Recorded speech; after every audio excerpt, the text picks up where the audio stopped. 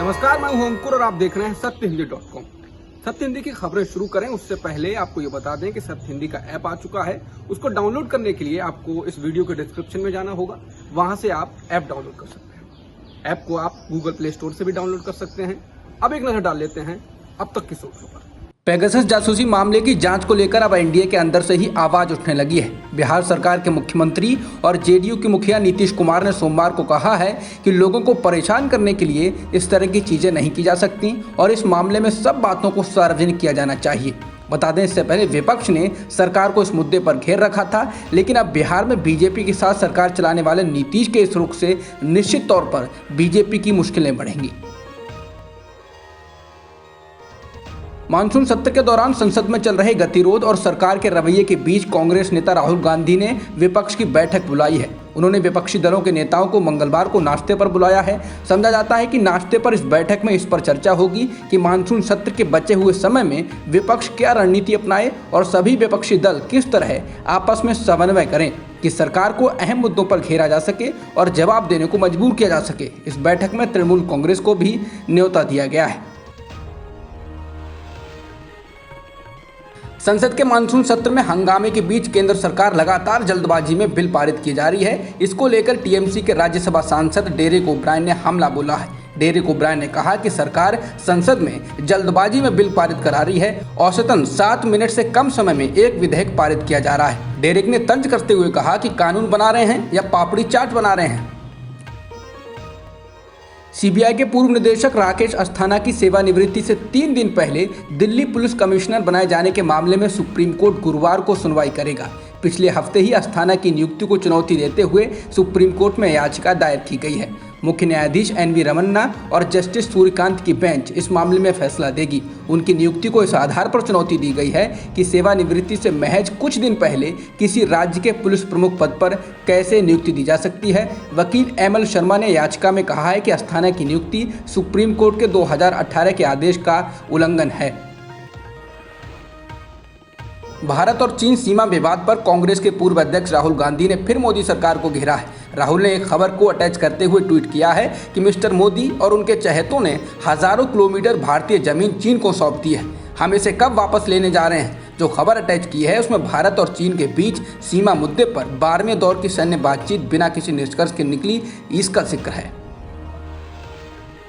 हालांकि जम्मू कश्मीर में सुरक्षा बलों पर पत्थर फेंकने की वारदात में काफ़ी कमी आई है। सरकार ने कड़ा संकेत दे दिया है कि इस तरह की कार्रवाइयों को किसी सूरत में बर्दाश्त नहीं किया जाएगा। जम्मू कश्मीर पुलिस ने कहा है कि पत्थरबाजी करने या दूसरी विध्वंसक कार्रवाइयों में शामिल पाए लोगों को पासपोर्ट या सरकारी नौकरी के लिए ज़रूरी सुरक्षा सर्टिफिकेट नहीं दिया जाएगा।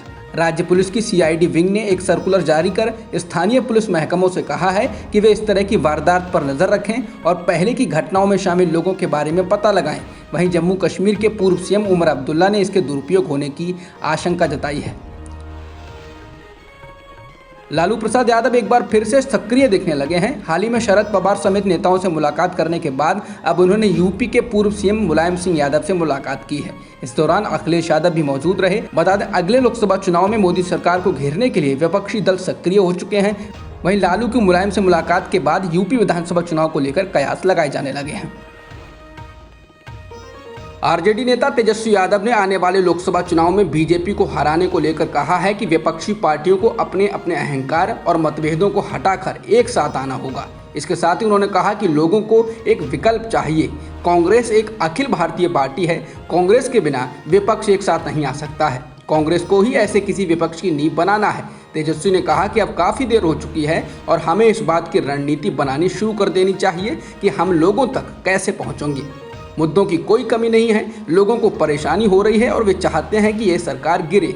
लोग स्वीकार कर रहे हैं कि उन्होंने गलत पार्टी को वोट दिया, इसलिए ये हमारी जिम्मेदारी है कि हम देश के लिए एक विकल्प पेश करें। आंवला से बीजेपी सांसद धर्मेंद्र कश्यप पर उत्तराखंड के अल्मोड़ा जिले में स्थित जागेश्वर धाम परिसर में पुजारियों के साथ कथित तौर पर गाली गलौज करने के मामले में केस दर्ज कर लिया गया है। पुलिस ने धर्मेंद्र कश्यप और उनके सहयोगियों के खिलाफ कई धाराओं में केस दर्ज किया है। बता दें, वायरल वीडियो में सांसद अभद्र भाषा का प्रयोग करते हुए सुने जा सकते हैं। वहीं जागेश्वर मंदिर प्रबंधन समिति के प्रबंधक भगवान भट्ट की शिकायत के बाद केस दर्ज किया गया है। उनका कहना है कि मंदिर शाम को 6 बजे बंद हो जाता है। ये बात सांसद को बताई गई थी, लेकिन वो 6 बजे के बाद भी मंदिर में ही रहे और जब उनको बाहर जाने के लिए कहा गया तो वो गाली गलौज पर उतर आए। महाराष्ट्र बीजेपी और शिवसेना के बीच चल रही जुबानी जंग के बीच मुख्यमंत्री उद्धव ठाकरे ने जबरदस्त हमला किया है और कड़ी चेतावनी दी है। शिवसेना सुप्रीमो ने महाराष्ट्र बीजेपी पर पलटवार करते हुए कहा है कि धमकाने वाली भाषा कतई बर्दाश्त नहीं की जाएगी और मुंहतोड़ जवाब दिया जाएगा। उद्धव ठाकरे बीजेपी विधायक प्रसाद लाड की कथित टिप्पणी पर चेतावनी दे रहे थे, जिसमें लाड ने कहा था कि अगर जरूरी हुआ तो मध्य मुंबई में ठाकरे के नेतृत्व वाली पार्टी के मुख्यालय शिवसेना भवन को ध्वस्त कर दिया जाएगा। इसके जवाब में ठाकरे ने कहा कि किसी को भी हमें थप्पड़ मारने की भाषा नहीं बोलनी चाहिए, क्योंकि हम इतना जोर का थप्पड़ पलट कर मारेंगे कि दूसरा व्यक्ति अपने पैरों पर खड़ा नहीं हो पाएगा। वहीं बाद में लाड ने टिप्पणी वापस लेते हुए खेद व्यक्त किया और कहा कि मीडिया ने उनकी बात को संदर्भ से काट कर पेश किया था। बीजेपी विधायक प्रसाद लाड द्वारा मुंबई के शिवसेना भवन को ध्वस्त करने के बयान के बाद शिवसेना उन पर हमलावर है। शिवसेना ने उनकी माफी को भी स्वीकार करने से मना कर दिया है। शिवसेना सांसद संजय राउत ने कहा कि भाजपा कभी शिवसेना भवन पर हमला करने के बारे में नहीं सोच सकती। ऐसा कहने वाले ये लोग बीजेपी से नहीं हैं, ये बाहरी लोग हैं और एक्सपोर्ट इम्पोर्ट मटेरियल यानी निर्यात आयात की सामग्री हैं। राउत ने कहा कि ये लोग महाराष्ट्र में बीजेपी को नीचे ले जाएंगे। इसके साथ ही राउत ने कहा कि हम उनकी माफी को स्वीकार नहीं करेंगे।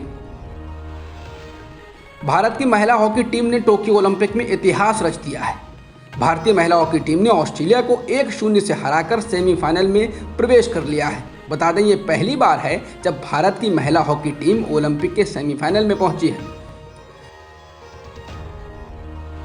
भारत में अब कोरोना की तीसरी लहर इसी महीने देखी जा सकती है। हिंदुस्तान टाइम्स के अनुसार इस दौरान हर रोज 1 लाख से अधिक मामले आ सकते हैं, जो हालात खराब होने पर 1.5 लाख भी पहुंच सकते हैं। अखबार ने यह दावा एक रिपोर्ट के हवाले से किया है। इस रिपोर्ट में IIT हैदराबाद और कानपुर के शोधकर्ताओं के हवाले से कहा गया है कि तीसरी लहर की शुरुआत का पीक अक्टूबर में देखा जा सकता है। अब तक की खबरों में इतना ही। बाकी खबरों के लिए बने रहिए सत्यहिंदी.com के साथ। सत्य हिंदी का ऐप डाउनलोड करें गूगल प्ले स्टोर पर।